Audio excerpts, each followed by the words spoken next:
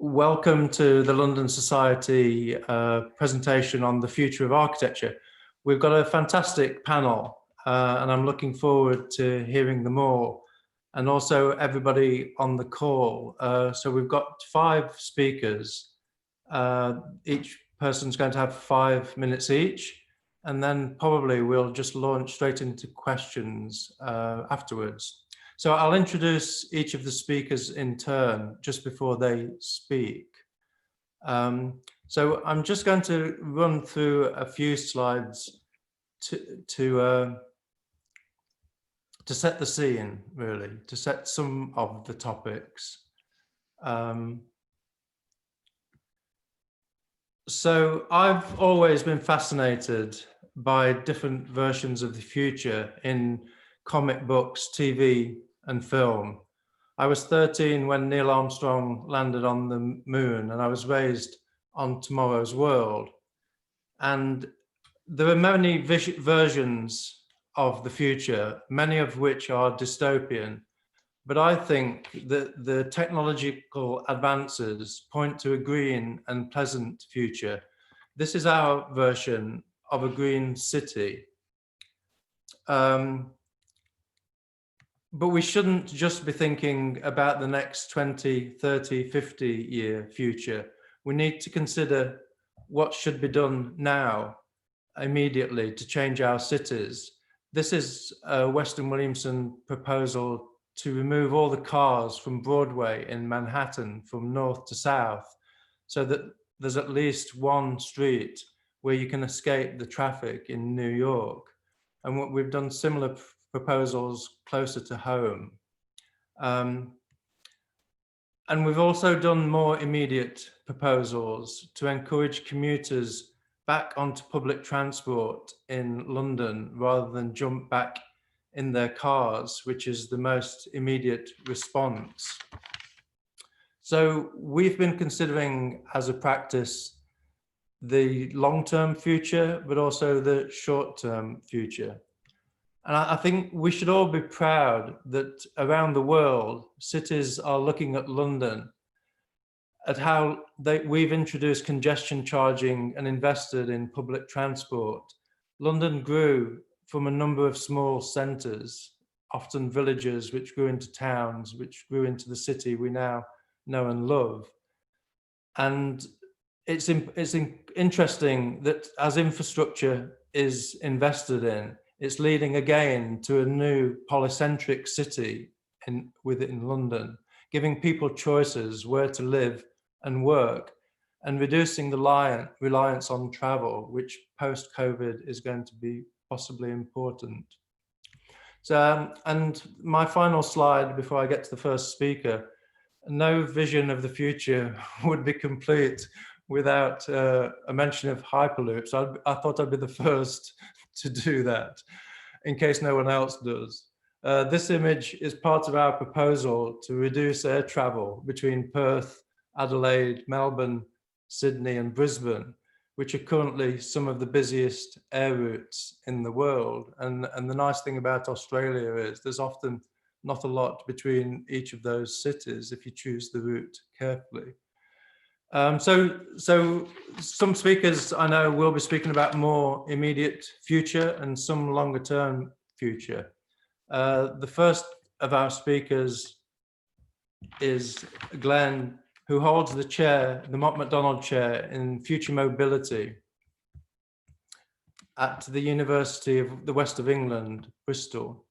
So has academic and practical experience focusing on new technology and travel behaviours. Professor Glenn Lyons.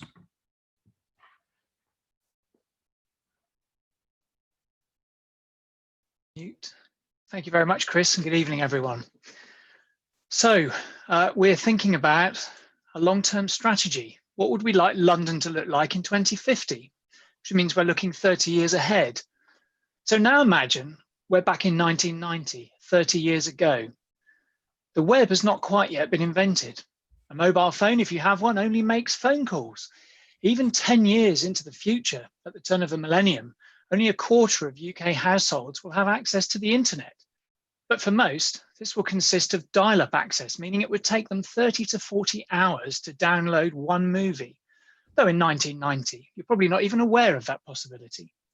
And I doubt you're imagining 4 or 5G mobile internet access and what might become possible through that regarding societal interactions and consequences.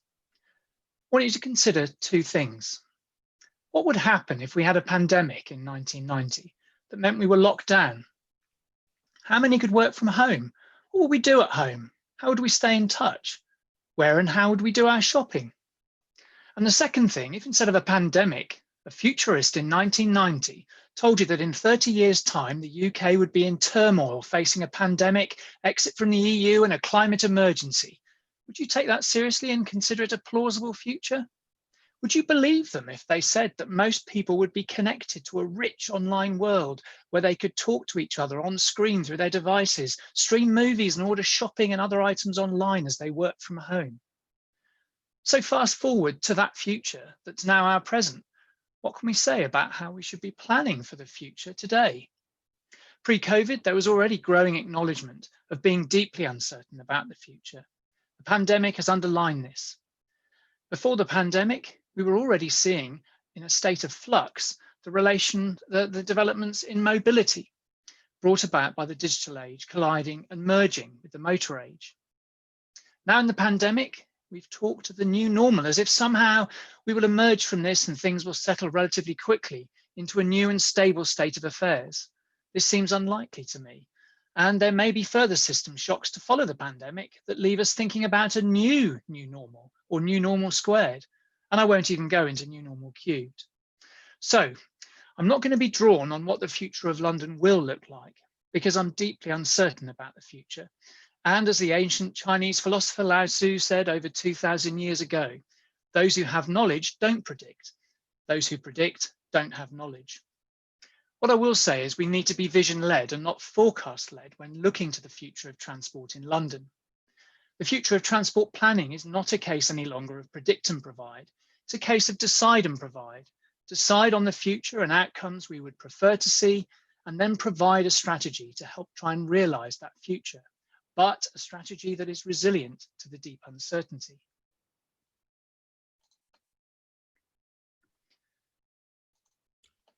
Now, as a professor of future mobility, you may expect me to wax lyrical about the wonders of future transport technology, a future of London with skies full of drones and flying cars and streets busy with autonomous electric vehicles, which people order rides on through their devices and may even do so through the power of digitally enhanced thought. This is one of the perennial problems we face.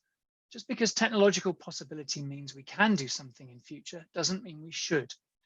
I have a great concern that too much energy in terms of research and development and related policy making and investment sometimes is founded upon the wrong starting question. If you have been frequenting the transport sector's conferencing circuit over the last few years, ask yourself this: which of these two questions seem to have been receiving more attention? The cautionary tale is that we need to beware of being seduced by the siren sound of technology. We should be asking, what can technology do for London, not what can London do for technology? Success is not about selling transport technology. It's about creating cities that thrive economically and socially and which tread lightly on the planet. So what would I like the future of London to look like? Well, as the science fiction writer William Gibson famously said, the future's already here. It's just unevenly distributed. This is a pre-pandemic photo I took in the Underground. For me, this is truly intelligent mobility. It speaks volumes about the sort of city I'd want to be in. It's a city that offers public transport for those longer journeys, zero emissions, I hope, but one where active travel flourishes for shorter journeys. Digital connectivity, I hope, will also play an even bigger part in our lives. It's not just about the future of transport, you see, but about the future of access, how we reach people, goods, services, jobs, and opportunities. The future's more of living local and acting global. In transport terms, we already have the solutions we need. They might not all be shiny and oozing Silicon Valley cool, but they offer the ingredients for a London that helps deliver the outcomes we need. Thank you.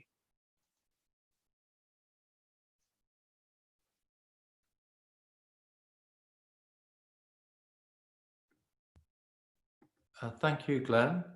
Can I just remind everyone to type in their questions as you think of them in the question and answer facility at the bottom of the Zoom screen? That would be great.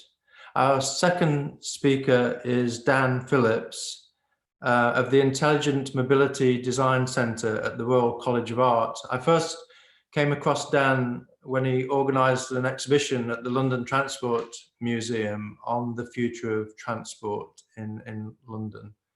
And Dan has also ran a workshop in our studio before the lockdown. So Dan, do you want to go? Yeah, I'll give it a go. Let's see if I can work out the technology. Okay.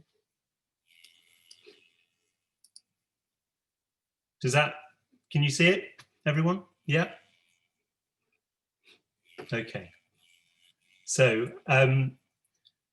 as Chris said, my name is Dan Phillips and I'm a senior research fellow at the Royal College of Art. And we have a number of research centres looking at the future of everything from materials to inclusive design.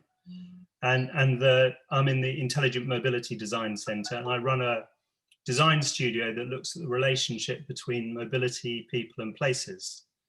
So I'm not going to show you images of a preferable future or even a probable future, but I'm going to use the possible, the dystopian and the utopian to share Londoners' hopes and fears when we ask them to think about driverless vehicles and the future of transport in an urban environment. So I'm going to start with this image that we developed for an exhibition at the London Transport Museum. And it's an imagined future where driverless vehicles have changed the city and how we live in it. Drones crisscross the sky, delivery pods clamber up the sides of tall buildings, robots queue for jobs at the Robot Job Centre, and single-person pods transport sleeping passengers in herds from home to office and back again. An automated vending machine sells flowers to a wife hurrying home to her home-working partner. A blind person is guided through the streets by their robo-guide dog. Logistics airships float in the breeze, and people queue for a £99 trip into space. But is this the future that people want? Or is it just a technologist's fancy and whim? When we asked people about their fears for the future, and this was pre-pandemic, they spoke of their concerns. That automation in our streets would be for the privileged few, with roads and technology priced for wealth rather than need. Replacing people with robots would increase antisocial behaviour and crime, and kids with technical skills would carjack robo-taxis for joyrides around town. Our cities would become more isolated as people moved around in separate cocoons and accepted longer journeys as they could work, sleep, or be entertained in their individual travel pods. They worried that automation would empty our high streets as more and more of our goods were delivered just in time by logistic bots. If it was bad for the average person, it would be an absolute nightmare on steroids for the blind and those with additional needs. You can't nod or wink at a robot to check that they'll slow down for you. And Uber and the other on-demand app providers have never made inclusivity their mantra. And while technology might work wonders for its shareholders, it would simply treat the average citizen as a consumer. And an algorithmically controlled Big Brother would manage transport and AI-assisted mobile shops to extract profit from the gullible and the digitally attentive passengers, rather than delivering inclusion, well-being, and pride. But like the previous speaker, I didn't want to leave you with a bad taste in your mouth. So there is another side to this automated coin.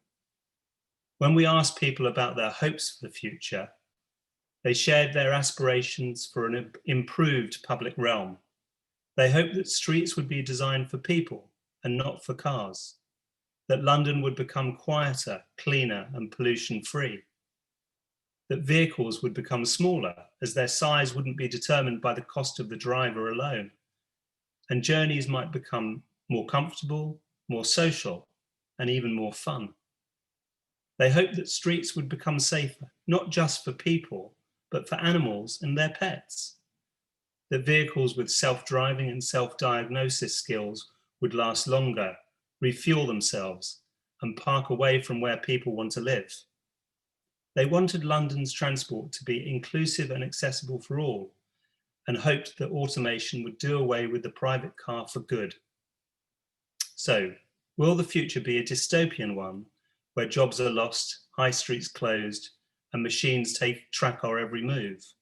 Or can we create a positive future where autonomous machines increase access for all, support productive well-being in our society, improve our environment? And as the American writer, another writer from across the pond, Richard Brautigan, hoped 50 years ago, watch over all of us with loving grace. So there we are. Paul, back to you. Thank you, Dan. That was fantastic. Our third speaker is Kay Hughes. Kay is first and foremost an architect, and she has a particular concern about a low carbon future. Kay is the design director of HS2 and formerly was in charge of the Olympic design delivery. Kay? Am I unmuted? You are? That's Good, right. thank you. I think that's so. Oops. Seem to have. Can you see the screen? Yeah, that's perfect. Great, thank you. So yes, I'm Kay Hughes. I'm the design director of HS2, and I suppose I just wanted to start off where we are at the moment. Road travel has gone up, and public transport demand at the moment has gone down. There's a great deal of anxiety about traveling on public transport. 72% of people say that they feel unsafe traveling on bus or train. Even greater number feel unsafe traveling by underground. And many people say that the numbers of people who say that they'd avoid public transport and use their car or another vehicle has risen. But that said, there is still some confidence for the future, and that there's a confidence that we can adapt those services to serve the society post-pandemic. So I come to this really from a few years ago. I was part of a team who won a National Infrastructure Commission competition to look at the Oxford to Cambridge corridor. And what really interested us was the proposition of fast trains and then a smaller network of cycle lanes that connected places. We could see that there was an opportunity here to ensure that we used very little land and connect people straight through to fast connections in a way with very small transport. And things have improved since then, because we now, since 2016, and when we won this competition, there's a lot more electric vehicles. So I see an opportunity really here for a finer network of cycling and walking provision outside that doesn't create more roads and take up more of the natural environment. I obviously work on HS2. At the moment, we're building phase 1, which runs from Euston to Birmingham, and then we will be starting on phase 2 that runs to Crewe. And this is a future project. It's a 120-year lifespan, this project that we're developing at the moment. And it's also low carbon.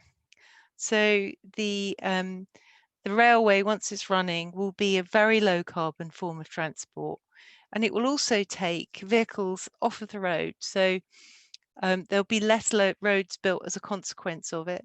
It would be fast. And then we also imagine that maybe people won't want to travel in the morning, but I believe that there's a sociological need to meet other people.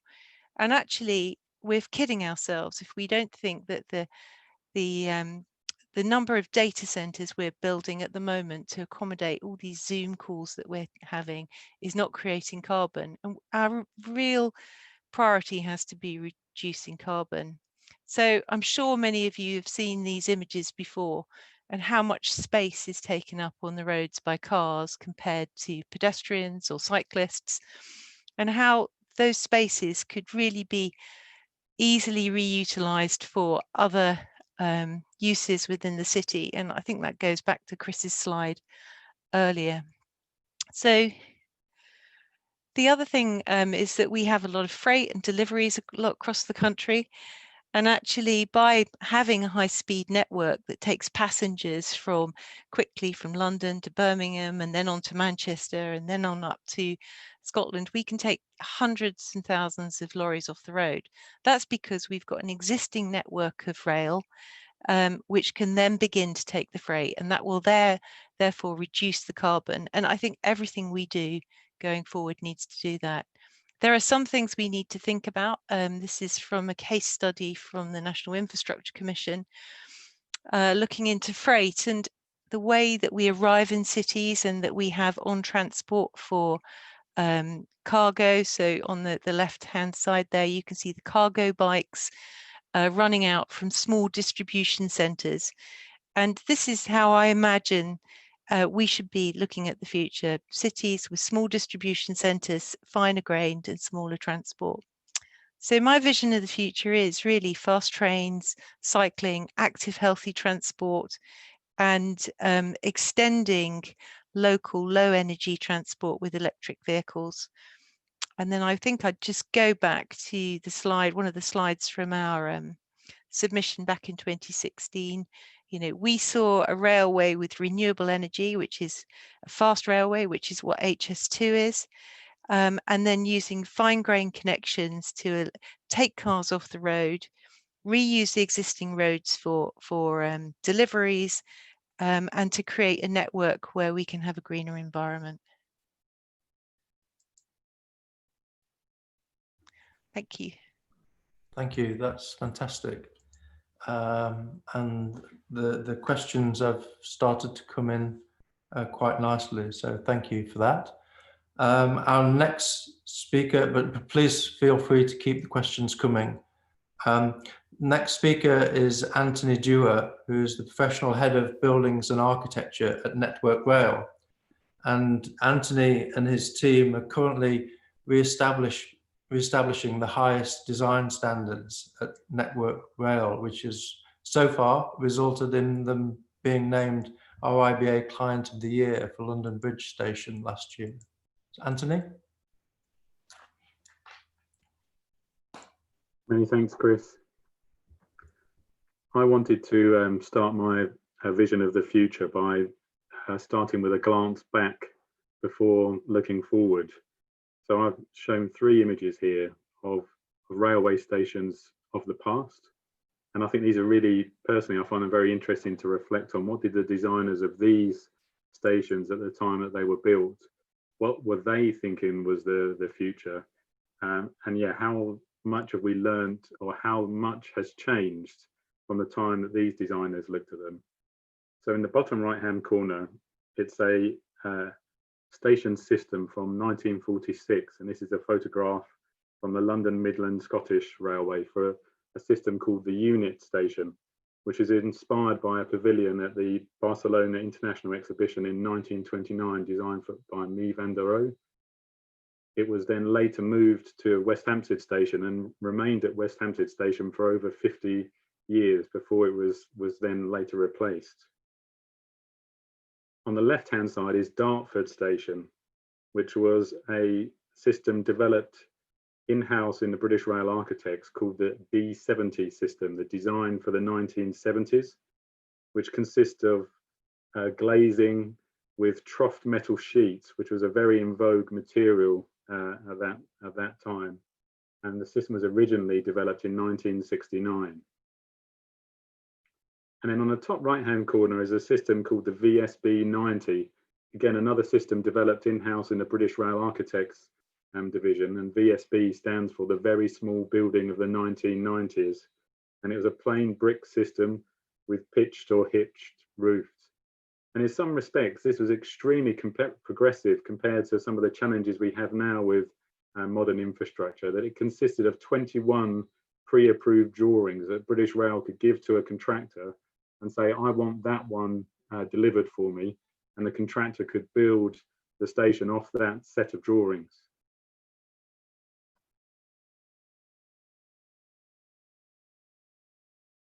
So not glancing quite as far back, but looking at some of our most recent attempts at small railway stations.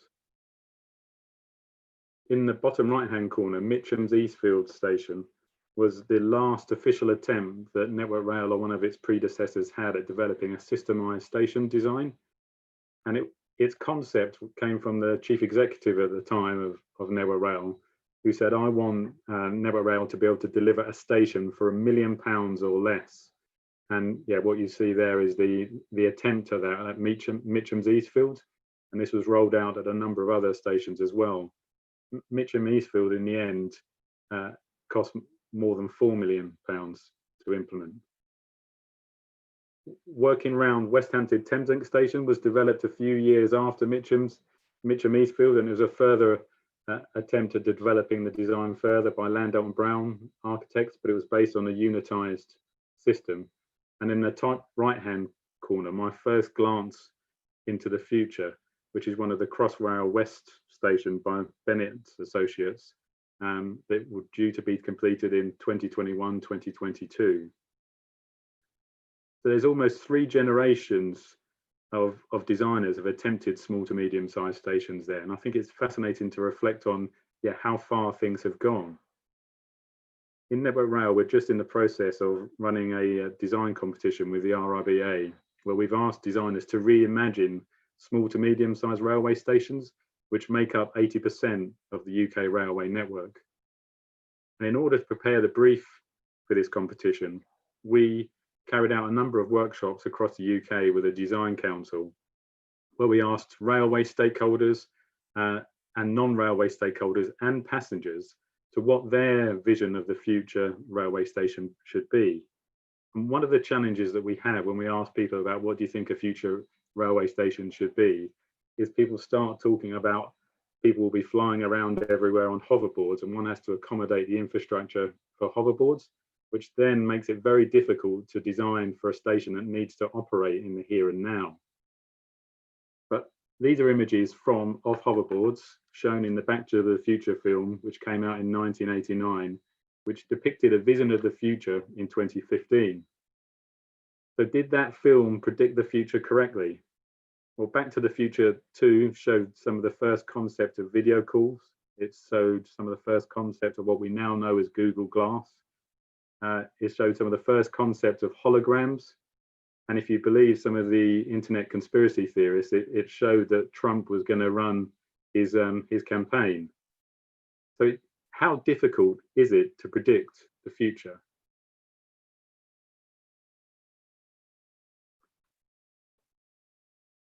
So on the right-hand side here are 2 more images from sci-fi films. The top one, which I remember seeing so vividly as a young boy, Total Recall in 1990, which was possibly one of my first observations of driverless cars. On the bottom right-hand side there is from Fifth Element, which had cars flying around in a vision of a dystopian future. But I do believe that innovation is not necessarily new invention. And I think by reflecting on some of those stations from the past, one can see how old technology is put sometimes into new use. And I'll finish on this final image of the British Rail motor rail system, which was first introduced in 1996 and was finally abandoned in the year 2005. But it showed a vision of cars being carried on the back of trains right across the UK. And I do wonder in the future how we've possibly become a bit obsessed with everything going to be driverless cars. And actually our vision of mobility on the future might be more based on a mix of different mobility systems, using some of the technology and enhancing it from the past. And I'll hand back to you, Chris. Thank you. That's fantastic. Yeah, every time I travel or used to travel on the Eurostar, the actual Euro tunnel where you're driving onto the train, I'm reminded that you used to be able to travel down onto the platform at Paddington for some bizarre reason, and think that's got to be the future of transport, where automated vehicles just drive onto the train and take you to Scotland. It is, yeah, that I think a lot of people are, and tonight, spoken about the long distance travel and short distance travel and how to make those low carbon. And I know the last speaker tonight, Paul, has thought a lot about that as well. So Paul Priestman from the industrial designers Priestman Goode, I've followed Paul's career as closely and longer than Jonathan Ives. And not only is he a great industrial designer, he's also a great futurist as well, and is always interesting in looking at what the future might hold for the way that we travel and the products that we're going to use. Over to you, Paul. Thank you very much, Chris. It's always difficult being the last speaker. I think everyone has said what I was going to say. But I'll start with this first image, which is looking at sort of near future, and then I'm going to go through to far future with 3 slides. So this is a project that we've been working on with Transport for London on the new tube for London. And I'm showing this image because, you know, at this point in time, we're looking at this and saying, what is the future of mass transit, particularly in metro terms? But I think what's really interesting, looking at what's happened in 2020 and how designers like ourselves in mass transit design are having to adapt and look at the various changes in the brief. And I think one of the things that's happened in 2020 is that one of the one of the key briefs that's been added to every project is, of course, well-being and health, which perhaps last year was a marginal thing that was put in somewhere in the back of a briefing document. So what can we do this in design, and how can we make sure that the infrastructure that we've built over so many years is actually going to be relevant for as long as possible? And that is through design using modularity, using future thinking and trying to think ahead. And I think there's lots of opportunities for the infrastructure we've got in London, whether it's for passengers, whether it's for moving goods at night, and stations becoming pop-up distribution centres to take the pressure off the roads, which, you know, of the millions of deliveries that must happen on the roads in London every day, clogging up and causing congestion. It's not just people travelling in cars, which causes congestion. So the next future thinking is thinking about how the cities will reinvent themselves, and particularly London, and bringing together the ageing demographic, the fact of perhaps people will be able to live in the centre of cities in the future, looking on the positive sides of things. Maybe offices will become new housing developments, universities, opportunities where and living options that were forced out of the city through land prices. Maybe it's the rebirth of that. And this is a project that we carried out with the London Design Museum, looking at mobility and the aging demographic, because there is a great link between mobility and health, and keeping mobile, loneliness, keeping communities together. And here you can see the youngster going to school, and then someone in their later years using a device that can allow them to have more enjoyment of life, but also mobility to go shopping and moving around longer distances. It also solving some of the problems with first and last mile, which is the big issue in any city, as in London, because many of the transport systems are clogged up by people doing 1 or 2 stops. So if people could cycle and walk more, it takes the pressure off those systems. And then I'm finishing on something which is happening, but it's future. And this is a company called Dromos, which we are designing the vehicles for this particular system. And it's a micro on-demand system where you can call up one of these small vehicles. It takes 2 people. They're less wide than a normal car, and they go from where you are to where you want to go, but they join together on dedicated roadways. What I think is really interesting about this is mass transit, but it's allowing you go from where you want to go directly without stopping. And this is, I think, really is the future.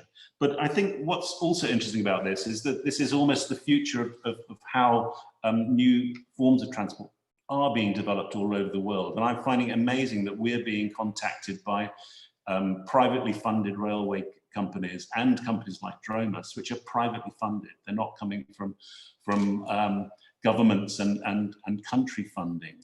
And I think that's interesting to see how cities have to adapt to allow that to happen. Because like the electric scooter that we see everybody zooming around on, you know, they're almost uncontrollable. How do you police that? And what I also think about the interesting thing about the private funding and these forms of transport, because it almost takes us back to Metroland in the 1920s and how London originally developed through private funding of the railways. So I'll finish at that point, but I do think that there are some great optimistic and interesting long-term changes that will have happened in 2020, and some of them for the better. Thank you very much. Thank you, Paul, and thank you for all the speakers. I think we've got quite a number of questions, so we'll launch straight into them. And to be fair, I'll go through in order. So the first one is from Jeffrey England, who says, we've had transport planners in the past and we've assumed that they were correct. How do we know that the new vision will be any better? Glenn, do you want to take that, being as you're on the bus? Yes, I'm happy to. And I thought it was a fantastic question, Jeffrey, first of all, so thank you for that. You're absolutely right to caution that you know, we may discover that there are indeed unintended consequences from our best laid plans that we're laying at the moment, which come back to haunt us in some decades to come. Having said that, if we look back in history with the motor age, Sir Colin Buchanan did point out to us in 1963 that we should be rather cautious about what we were wishing for in our towns and cities with cars. So I think it partly comes down to the makeup of the profession that is advising on planning for the future, and ultimately, of course, our politicians. I think we need, and have probably now compared to decades past, a much more diverse and inclusive approach to planning, diverse in terms of the people, the professionals, and indeed the disciplines they come from. I have to say, with the greater focus on active travel allied to mass transit that we seem to see at the moment in the hearts and minds of many planners, I'm less concerned about that overrunning our cities and destroying the built environment. I'm probably more concerned about the unintended consequences of internet use. We've gone, just as we did with the car, from car independence to car dependence. And I think the internet is heading in a similar direction, though it all tends to feel rather nice just now. But 20 years' time, public health problems, mental health problems, unanticipated issues with the internet, maybe that's the thing to worry about, Jeffrey.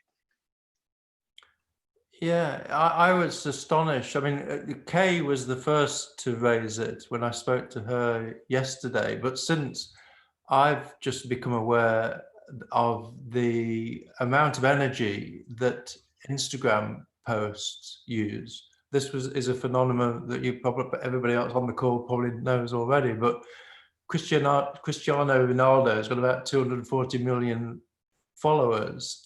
And if everybody picks up his tweets and his Instagrams, that's as much, each one is as much as heating 5 houses for a year.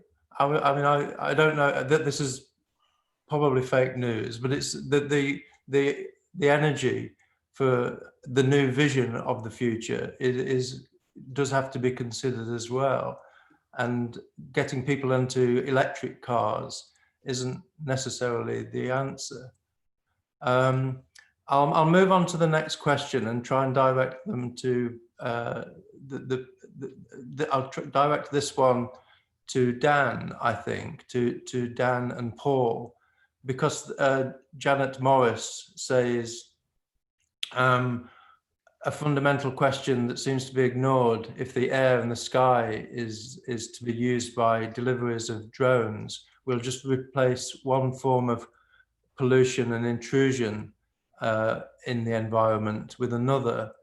And I was interested that Elon Musk, who's a great futurist, was asked about drones and personal helicopters, and he said they just will not be acceptable in the city because of the noise.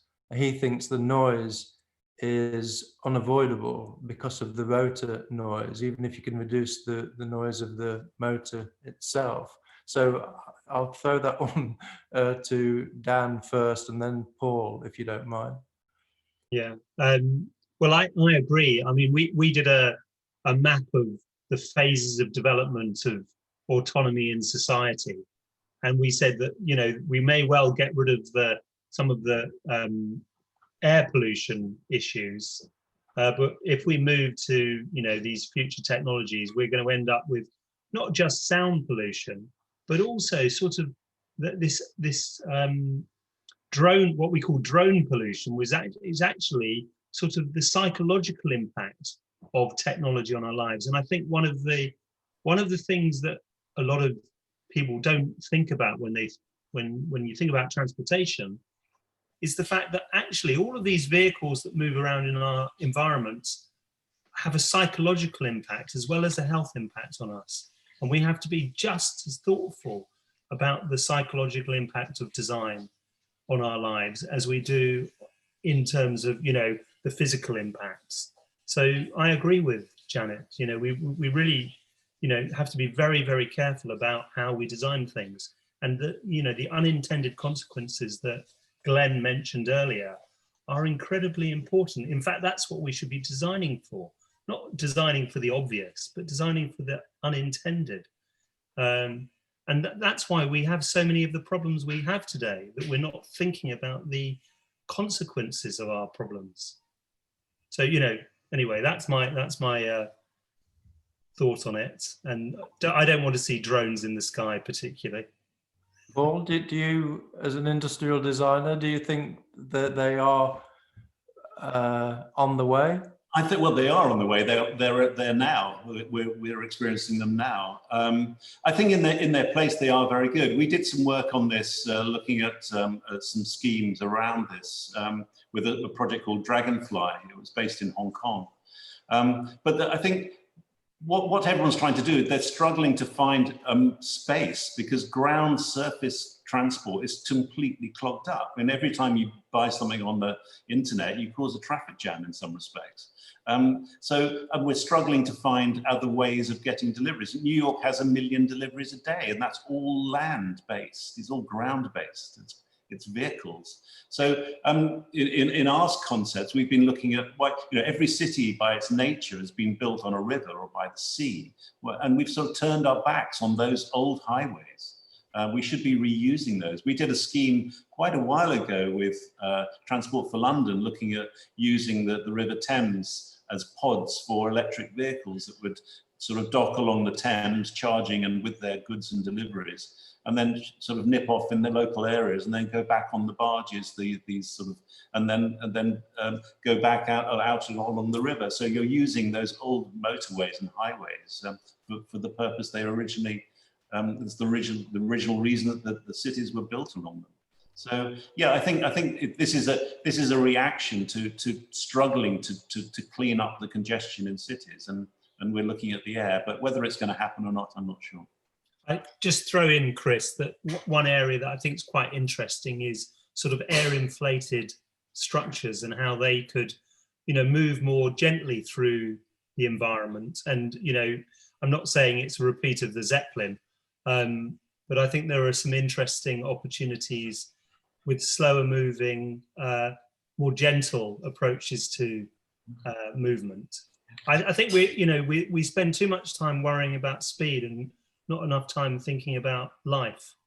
Yeah, well, I went up just out of sheer curiosity to see the Airlander airship and the possibilities for that, because I've been lucky enough to travel to Australia to work recently, and it just occurred to me it's a horrible journey, 24 hours cooped up in a small space. And I thought the Airlander would be really civilized, and if it's got great connectivity and it's ecologically sound, it doesn't matter how long it takes to get there, really, if you can work while you're on board.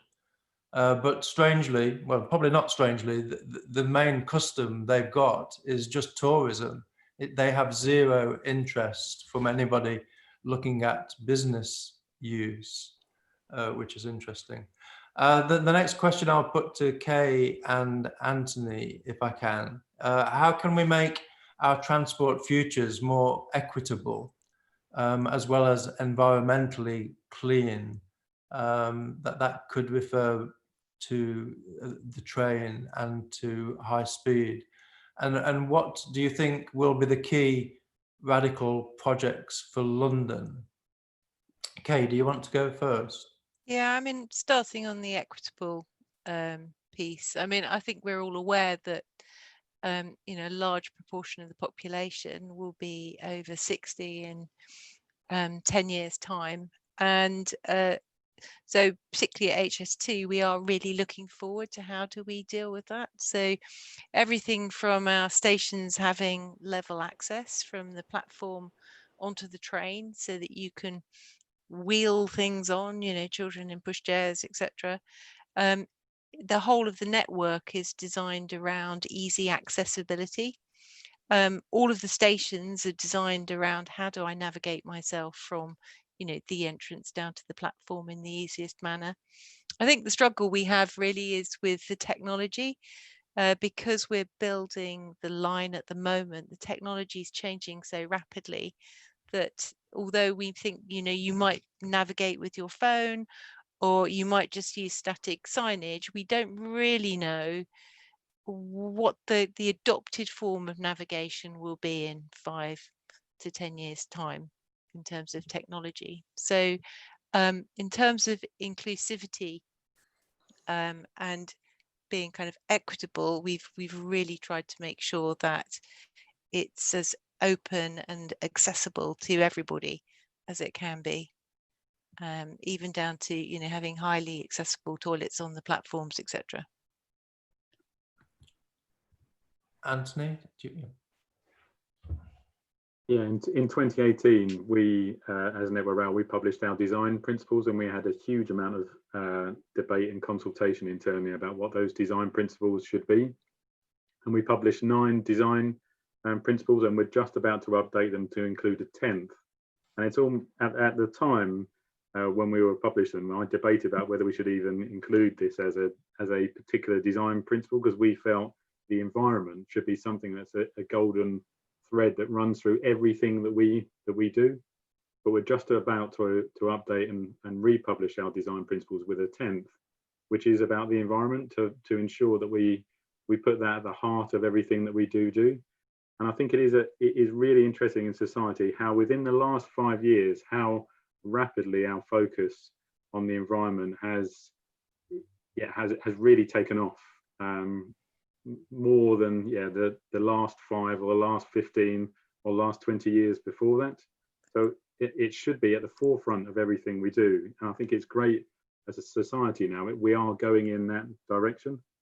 I think of the key projects for London, I think in the post-COVID world, if we can imagine that what the new normal might look like, and whether it's similar to the old normal or not, I think it's going to be very interesting, following up on some of the previous comments, whether there's going to be a mass rush to use mass transportation systems once people become comfortable with it after being hemmed in for quite a long period of time, and the challenges that can put on the mass transit system. So I think one of the biggest changes will be on rail, moving to a digital-based railway signalling system. Because mass transportation, the amount of investment that's required to modify those systems, that is a limiter to change to other types of technology. And we currently use mainly a fixed block signalling system. And I can see the next big change is to move to a moving block system, which allows capacity increases of quite significant levels. Chris, did I mishear your question? Were you asking me about the environment, not about equitable travel? The question was, how can we make our transport futures more equitable as well as environmentally clean? I think you answered both of those. I think you didn't answer the bit about key radical projects for London, but Anthony answered that very well. Yeah, So I think your images of streets where they get rid of the cars and they plant and they make it green and find new uses are my vision for how London should, and I would love it to change. Well, it is changing gradually. I mean, Marylebone High Street has started, they've taken maybe 10 or 20 car parking spaces and started to plant instead, and the quality of the planting is quite nice. So we are changing gradually, and that question was from Robin Hickman, and he goes on to say, how can we bring the public with us? Even low traffic neighborhoods are controversial with many. So could I ask? Well, I was just going to add there that, you know, central London is one thing, but if you go to suburban London, it's a very different story. And you know, my particular memory is going to my grandmother's when I was small, and she had a front garden. Everybody had a front garden, and there was a lot of biodiversity. There was a lot of green. There was a lot of suds. And I went back there 10 years ago, and it was like somebody had napalmed the street. There wasn't a piece of greenery left. And the flood risk from that, you know, in a changing climate, the lack of biodiversity was really awful. And I, you know, if I could dream of a new future, it would be much smaller vehicles. The cars that we have at the moment and the vehicles are just too big. It's like an arms race on size. And yeah, I would agree. We're our own worst enemy. we say one thing and do another. And I suppose that, so Robin's follow-up question is, how can we take the public with us? Glenn, in terms of behavioural change, do you see any optimism in that? Well, Robin's right, of course, that it's a perennial question really in transport planning. And of course, as people, we don't all think the same and have the same values, which means you have divided opinions. I think social media has amplified those differences of opinion. And one of the challenges is that there are two fundamental human traits. We're resistant to change, we're frightened of it, but we're also incredibly adaptable to change of circumstances, as we've seen with COVID. And I think one of the problems is the public are frightened when you mention what appear to be quite radical policies, because they look at their lived experience today and tomorrow and imagine how could they possibly carry on as they were, when actually change typically is a process that happens over months and years. And I think yesterday's announcement was a great example of that. You know, the government is saying, we are going to bring forward the ban on petrol and diesel cars to 2030. We're giving you 10 years notice for those of you that buy new cars to get to come to terms with that. And it will be a systemic change that is affecting everyone. It's not victimizing you as an individual, not singling you out. But the low traffic neighborhoods, of course, have made it very much literally the backyard. And so it's brought to a head the tensions that people feel in both directions around that. And that means we need to up our game on engagement. And we've not been terribly good at that in transport planning. We also need to up our game on making sure we can recharge when you're trying to walk the streets in my neighborhood, there's quite a few Teslas and other electric vehicles, and everybody's using the cables strung out between their house and the road. It's fine for me, but if you were impaired in any way or wheeling a pushchair, it's not fantastic. And that there's a lot more to be done than just saying, you know, this is what we're going to do. We have to spend some money on the infrastructure as well, if we're going to stop people concreting over their front gardens even more. We're just about out of time. Probably the one great question to finish on is from Darrell Chen, who says, Glenn said the type of question right at the start affects the response. What do the speakers think is the right question we should be asking? Kay, do you want to go first?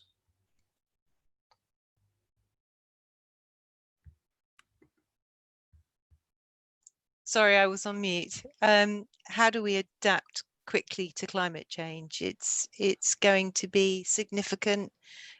We have to do everything in our power in the next 5 to 6 years to reduce carbon and reduce pollution. And so my question is, it's not what the future transport is it's how do we make the nation low carbon and ecologically viable? Paul, do you want to go next? I think that I think it's a responsibility of everybody, and I think people are beginning to understand that it's down to each person to do their bit. And I think design and creative thinking is going to be key in allowing people to make the right choices. And I think if people are given the option to do the right thing, they will do it. But up till now, there's been very few options for people to actually allow themselves to change their lifestyle and reduce wastage and reduce energy consumption. So I'm optimistic, and it's about time. But yeah, I think we'll get there. But I think it really does come down to not pushing. It's allowing people to make the right choice themselves. But we have to have those right choices available.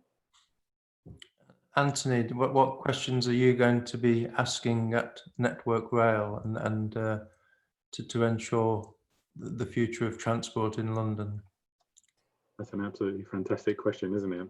I think, yeah, as we sort of covered, how do we deliver green mass transportation systems cost effectively? Because we know that we have a challenge within UK PLC delivering big infrastructure projects to budget or less than budget. So how do we deliver green mass transportation cost effectively within the limitations of either the public purse or the challenges of private investment?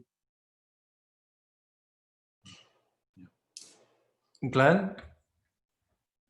Yeah, well, I think Kay set a high bar. I would say, how do we help London thrive even more socially and economically while treading as lightly as possible? Dan, do you want to sum up? Yes. Well, we just did a project with Transport Planning Society looking at community placemaking and transport planning. And we developed a tool. And we think that the real question to ask is, how can we help people to listen to each other, learn together, imagine the future, and make change that matters? Brilliant. Thank you very much. Thank you. We're over time, and it's been really illuminating. Thank you very much. There's a couple of questions from Catherine Budget Meakin, which we haven't had time to get to. Catherine also said, I love the top of the bus backdrop, which Glenn has. I think that's the highlight of the evening. It's great. And a few people have said more attention to buses as well. So that, I think Glenn reminded us of that. So thank you all very much. Very interesting and a lot of optimism about the future. And I mean, like you, I feel like this pandemic is telling us all what a small, fragile world we live in. And I'm optimistic that people are now starting to listen and will moderate their behaviors and will be more conscious of the kind of solutions that we can propose and must consult on to make London and all our cities greener and pleasanter spaces. Thank you very much. Thank you very much. Thank you. Thank you, Chris. Thank you. Thank you. Thanks. Bye.